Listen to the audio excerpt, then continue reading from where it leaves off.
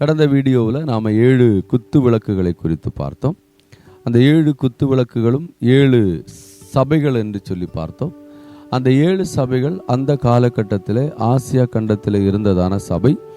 வெளிப்படுத்தின விசேஷம் 2ஆம் அதிகாரத்திலும் 3ஆம் அதிகாரத்திலும் அந்த 7 சபைகளை குறித்து சொல்லப்பட்டிருக்கிறது. ஆண்டவராகிய தெய்வம் சபையை பார்த்து கொண்டிருக்கிறார்.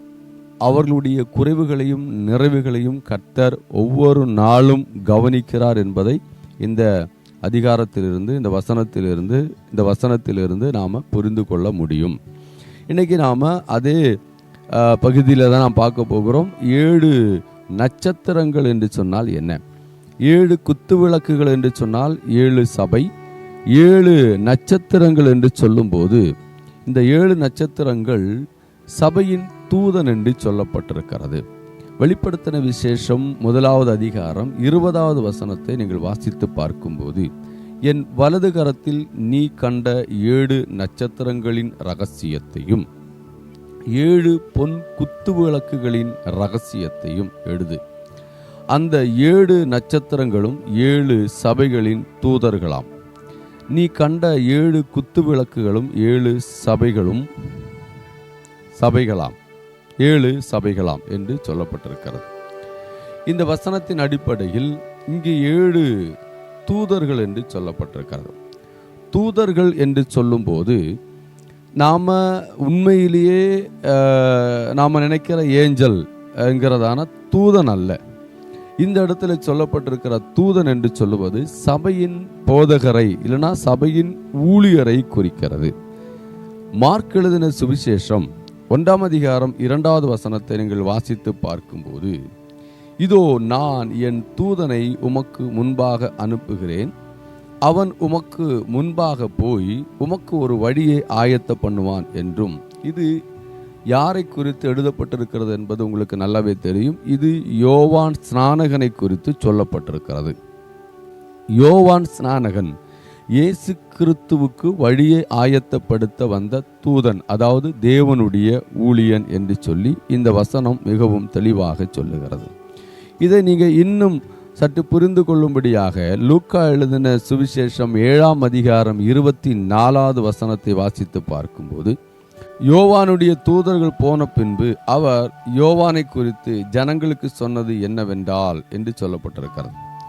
யோவானின் தூதர்கள், யோவான் சிறைச்சாலையில் இருக்கும்போது தம்முடைய ஊழியர்களை இயேசு கிறிஸ்துவிடத்திலே அனுப்பி, வரப்போகிறவர் நீர்தானா, வேறொருவர் வர வேண்டுமா, இதை நீங்கள் அறிவிக்க வேண்டும் என்று சொல்லி தம்முடைய தூதர்களுக்கு தூது சொல்லி அனுப்புகிறார். அவர்கள் இயேசு கிறிஸ்துவிடத்தில் போறாங்க, இந்த காரியத்தை எல்லாம் சொல்றாங்க. சொல்லி முடித்த பிற்பாடு அவங்க திரும்பின போது இயேசு கிறிஸ்து தம்முடைய சீசர்களை பார்த்து சொல்லுகிறார், அவர்கள் தூதர்கள். அதாவது தூதர்கள் என்கிறதான அந்த வார்த்தையானது ஒரு தூது, ஒரு செய்தியை எடுத்து செல்லுகிறவர்கள். அப்போ சபையில் இருக்கிற ஊழியரும் தூதர் தான், சபையில் இருக்கிற விசுவாசிகளும் தூதர்கள் தான். அதாவது 7 என்று சொல்லும்போது ஒரு விஷயத்தை நல்லா புரிஞ்சுக்கிடணும். ஒரு குறிப்பிட்ட எண் அல்ல. அதாவது 7 என்று சொல்லும்போது 7 தான் அப்படின்னு சொல்லி நாம் முற்றுப்புள்ளி வைக்கக்கூடாது.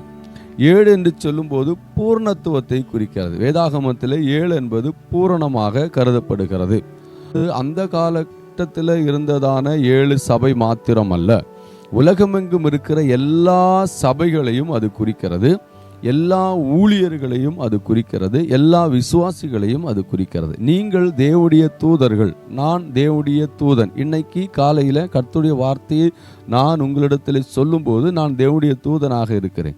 நீங்கள் இந்த வார்த்தையை மற்றுள்ள நபர்களுக்கு கொடுக்கும்போது நீங்கள் அவருடைய தூதராக இருக்கிறீர்கள். நல்லா கவனிங்க, நாம் எல்லோரும் தேவனுடைய தூதர்கள். சபையில் இருக்கிற பாஸ்டர், தீர்க்கதரிசிகள், இவாஞ்சலிஸ்ட், இவர்கள் எல்லோரும் தேவனுடைய தூதர்கள் தான். தேவன் தூது சொல்லும்படியாக அனுப்பி இருக்கிறதான தூதர்கள். பூமியில் அவருடைய வார்த்தைகளை சொல்லுகிறவர்களாக தேவன் நம்மை இந்த இடத்திலே கொண்டு வந்திருக்கிறார். நல்லா கவனிங்க, இந்த வார்த்தைகளை கேட்கிற நீங்க தூதர்கள். தேவன் உங்களை தூதர்களாக வைத்திருக்கிறார். நீங்க சும்மா இருக்கக்கூடாது. தேவன் ஒரு தூதை உங்களுக்கு தந்திருக்கிறார். அது என்ன தூது அப்படின்னா, இந்த உலகத்தின் முடிவையும் வருகையையும் ஆண்டவருடைய ராஜ்யத்தையும் நரகத்தையும் பரலோகத்தையும் சொல்லி ஜனங்களை இரட்சிப்புக்குள் நடத்த வேண்டும் என்பது கர்த்தர் உங்களுக்கு கொடுத்திருக்கிற தூது. இந்த தூதை நீங்க கண்டிப்பாக உங்களுடைய பக்கத்து வீட்டிலையும் உங்களுடைய சொந்த பந்தங்களுக்கும் உங்களுடைய நண்பர்களுக்கும் சொல்ல வேண்டும். இது உங்கள் மேல் விழுந்த கடமை. காரணம், நீங்கள் எல்லோரும் தூதர்களாக இருக்கிறீர்கள். வேத வசனத்தின் அடிப்படையில் ஒருவேளை நீங்க கேட்கலாம், நாங்க பாஸ்டர்ஸ் அல்ல. ஆனால் வேதம் சொல்லுகிறது, மத்தேயு எழுதின சுவிசேஷம் 28ஆம் அதிகாரத்தில் நீங்கள் வாசித்து பார்க்கும்போது ஆண்டவர் சீசர்களுக்கு கொடுத்த கட்டளை என்ன அப்படின்னு கேட்டிங்கன்னா, நீங்கள் உலகம் எங்கும் புறப்பட்டு போய் சகல ஜனங்களையும் சீசராக்கி அவர்களுக்கு ஞானஸ்தானம் கொடுங்கள். அப்போ கர்த்தருடைய கட்டளை என்னன்னா, எல்லாரையும் சீசர்களாக மாற்ற வேண்டும். இந்த வார்த்தைகளை கேட்கிற நீங்கள் சீசர்கள், அந்த சீசத்துவ வேலையை நீங்கள் செய்யுங்கள். கர்த்தர் உங்களை ஆசீர்வதிப்பார். அடுத்த வீடியோவில் பார்க்கலாம். God bless you.